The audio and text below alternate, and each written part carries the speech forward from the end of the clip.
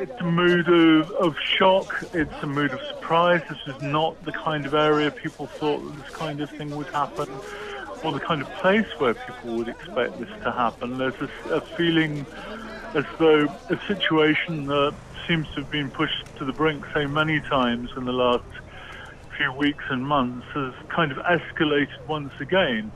It's largely working class, West Jerusalem, ultra-Orthodox neighborhood.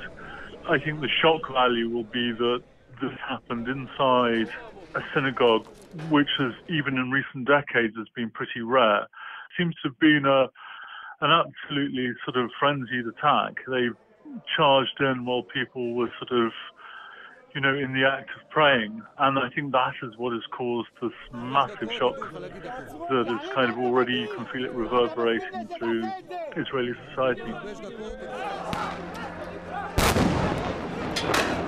After I left the synagogue, I went to Jabal Makaba, which is where the two men who were responsible for the attack come from, which is an East Jerusalem neighborhood. I went to see their cousins, and I went to see the families of both men. And what they said had made them angry was, the sort of familiar complaints that we've heard recently in these kinds of attacks, that recent events at the Al-Aqsa Mosque. They were angry about conditions of Palestinians in East Jerusalem. One of the men's uncles said that he felt as though they were primed to explode and they had exploded, whereas a cousin we saw at the second house kind of described it as a heroic act.